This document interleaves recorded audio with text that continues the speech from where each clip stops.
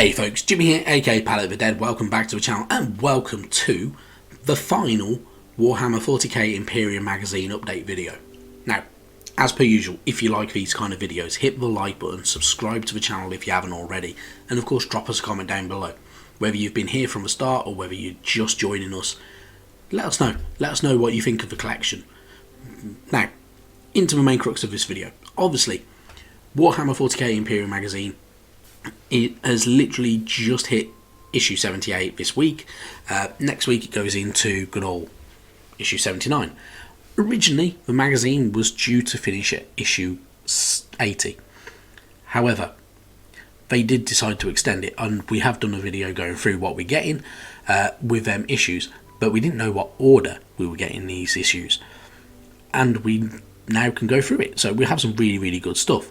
Obviously, most recently we've had things like the Necron Catacomb Command Barge, which is a fantastic unit, well worth every penny that the magazine has cost for the 2 issues that it takes to get it all.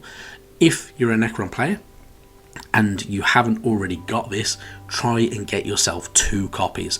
You can make the Annihilation Barge and you can make the Catacomb Command Barge, and you have a pretty deadly arsenal at your disposal on the tabletop. So really good stuff there. Obviously, issue 79 and 80, brilliant unit. One unit split into the 2 parts, and this is Roboute Guilliman, the Primarch of the Ultramarines. This is cool. This is a cool unit. He fits in very nicely with Marnius Calgar, who we got several issues ago. He's a big badass space marine. Looks cool. Loads of intricate armor pieces, so definitely well worth having if you like a bit of a hobby challenge. Really good stuff. I do genuinely like this model. I think it's a cool model, so you can't go wrong with it, especially if you're a Space Marine player. If you are a Space Marine player and you're not doing Ultramarines, you can of course always try to customize him and modify him to fit into a different chapter, whatever chapter you're using in playing as. Entirely your choice. Converting him may be a bit of a challenge because there are a lot of fine intricate details, but it can be done. You just need to have a little bit of confidence, a little bit of belief in your skills, and a bit of time on your hand to make sure you don't bugger it all up. But really good stuff, so have fun with it. And then we can move into what we're going to get. So obviously we're going to get in the last 10 issues, issue 81 through to 90, we have a lot of cool stuff. Now, first off, we're going to go through some pretty cool bits. Now, all this information is available on websites such as fohammer.com, and it's available on other web YouTube channels. So this is not an exclusive, obviously, for me. The first thing is the best thing for me, personally. I like the Adeptus Sororitas. I think they're absolutely fantastic units. I bought extra of them, and that is one of the 40k armies I want us to focus on. So issues 81, 82 and 83 are right up my alley because they are the Paragon war suits. With each of these 3 issues you will get 1 Paragon war suit per issue. These are cool. These are your Adeptus Sororitas walker units, so they kind of go up against toe-to-go with things like the Sentinels from the Astra Militarum. They go up against things like the dreadnoughts and such like. These are cool. I genuinely like these units. I think they're brilliant. I think they look pretty gnarly. They have a good look to them. They look pretty badass. And I can't wait to get going on them. So they should be really good fun. Obviously, being myself, I have doubled up on issues of these as well. So I will have 6 of these bad boys to kind of get going with. And I genuinely am looking forward to it. It works out you're saving around about £5 per Paragon warsuit as well from the magazine, which is a pretty good bargain really. So it's pretty damn good. Obviously it's going to be snapped up quite regularly, so try to make sure you get your orders in with places like Forbidden Planet or anywhere like that, because I think it's going to be a tough one to find after that. So pretty good stuff. Then moving on, issue 84 is the one I'm most disappointed about in all honesty, which is the Adeptus Mechanicus, when I can learn to speak, Skitarii Marshal. Now, do we need a Skitarii Marshal? Personally, I don't think we do. Should we have had something better? Yeah, I think we should have. I think we could have had something far better. Whether it was Castle and Robots, whether it was one of the vehicles, I don't think this is the right fit. I don't think it's anything super special personally. I might be wrong on that because I'm not an Adeptus Mechanicus player. So yeah,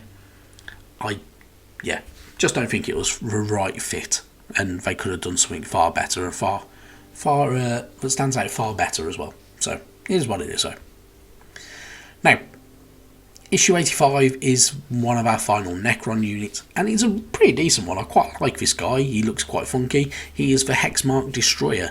He has a funky face on him. He has multiple limbs, and he has a funky face that looks like it's a cheeky chappy smiling, just like, hey, look what I just did, with his, multiple eyes and everything like that, or sensors or whatever they are now. But a really cool unit. I like it. I think he looks fun. He looks cool. He looks, just like a cheeky chappy. Like he's got like a weird little grin on his face, which just stands out to me and appeals to me. And I kind of can't wait to get my hands on it because he just looks fun. So, yeah, good stuff. Issues 86, 87 and 88 are parts 1, 2 and 3 of our Space Marine Redemptor dreadnought. Another really cool kit. Does it need to be spread out into 3 issues? No. Are you still saving money? Yes. That is the main thing. Obviously, the Redemptor dreadnought can have several different build options. It looks like a really nice unit though. It has these large flat armour areas that you can do some intricate detail if you want to paint him up and make him look really cool. Or if you just want to go for a standard issue look, you can do. It is entirely up to you. But a good kit. I kind of like it. I kind of think it's quirky. And it does fit in with the way the magazine works, and the fact that towards the last issues you get something really cool that takes several issues to build up. So it does fit in quite well. So I am looking forward to it. So good stuff. Issue good old 89 is our final member of the Imperium for this magazine's run, and it is Ordo Xenos Lord Inquisitor Kyria Draxus. Now, I agree with this being as part of the final 10 issues because it's a super cool unit, because she looks badass. She's carrying a weapon from the Eldari. She's got a pet wyvern, dragon, lizard thing, whatever it is. She has a super cool huge skull on her shoulder pad. It badass looking woman. She looks awesome. She looks amazing. It's a really nice unit as well. I like these type of units. I think these type of good old heroes look fantastic. They have a uniqueness about them that just works, and this is definitely one of them type of kits. So I'm really happy with this unit because I think it just looks fantastic. So should be good fun to do. However, issue 90, our final Necron unit, our final issue, and it is brilliant. The saving on this is fantastic. It works out to around about a £23 saving. If you have not got your order in for this, get your arse in gear, because it is Necron Luminor Xeros, probably one of the most coolest looking posed Necrons that you can get, that isn't like the Tesseract or the Catan or anything like that, or the Void Dragon. This is a fantastic unit. I love it. I think it's brilliant. He's multiple limbs. He looks sinister. He's got that kind of that horrible kind of dragging out the bioessence from his victim on the floor. Yeah, it's lovely. I like it. I'm really tempted to try and get my hands on a second copy of it because it's a super cool unit. Yeah, really good stuff. I'm not going to carry on going on about it because it's fantastic. You can see for yourself how cool of a model this is. Definitely worth picking up. Definitely a must have if you're a Necron player as well, just because of how badass he is. So definitely get yourself one of these guys because super cool. Issue 90 is where it's at. Now, obviously, that will be the end of Imperium magazine. Personally, I think there will be a new 40k magazine at some point in the future. It will not be out within the next 12 months, from what I believe. I believe, obviously, over the next 12 weeks, we've got 12 more issues of Imperium magazine to go, and we've only just got started with good old Warhammer Age of Sigmar Stormbringer magazine, which is fantastic, and we've got some really cool units in there. So if you like your Age of Sigmar, you've got Stormcast, you've got Sylvaneth, you've got Cadron Overlords, you've got new Cruel Boys, you've got Ironjaws, you've got Squigs, you've got Grots, you've got a lot of cool stuff in there. You've got a Gargant, you've got some new scenery. It's not bad at all. Whether they do what they did with Imperium and extend it by 10 issues, I don't know, in all honesty. In some ways I kind of hope they do, in some ways I kind of hope they don't, mainly because of my bad balance. But if they do, then we've got a really cool lot of units that we can have, and 2 absolutely formidable armies, which is the main thing with it. So we have a lot to look forward to in that front.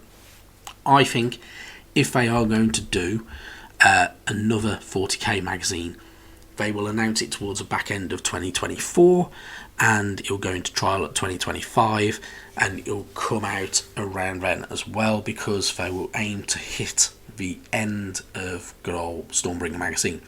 So the way it normally works is you have an overlap period of 2 to 3 weeks, sometimes a little bit longer, or maybe about a month, where both Warhammer magazines exist at the same time and are on shelves at the same time. I think they'll do something similar. Personally, I genuinely do. I kind of hope that they do other things as well. So, depending on how things go, so whether they could do a Horus Heresy magazine, probably not, because there's not enough to it. But it would be lovely to do, even if they did it as a smaller range. Could be pretty cool. Yeah, that's genuinely about it. Whether they do something with Old World when that comes out, because there will be multiple factions for Old World. So you'll have the Empire of Man, you'll have Osterland, you'll have Nuln, you'll have all these others. You've got the Tomb Kings coming back. You've got apparently Kislev should finally be coming out. Hopefully Grand Cathay as well. Models for Grand Cathay would be awesome. Loads of really cool units that they can get out there, and it's more focused towards kind of the old school stuff and not go so much about chaos as much as it can be, and also without some of the wackiness that comes with Age of Sigmar stuff. So hopefully we've got some really good stuff to look forward to when they do Old World. When they announce more to it, I'll go through it and I'll do a video of it, but who knows.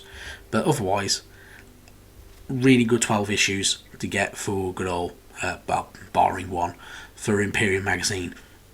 But a lot of good stuff to look forward to. Let me know in the comments down below what you thought about Imperium magazine, what you think about the last issues, what you're hoping for in the future. Do you think they'll do another 40k magazine? Do you agree with me with that one? Do you think they'll do something different? Do you think Warhammer magazines maybe should stop? Or what do you think? Let me know in the comments down below, and yeah, we'll have a chat about it, so why not? Anyway, I've kept you all long enough. Thank you very, very much for tolerating my rambles as I'm doing these videos. They're all unscripted, so sometimes it just pops into my head and falls out of my mouth. It is what it is. Right, anyway, thank you very much for watching. I'll see you next time. Bye-bye now.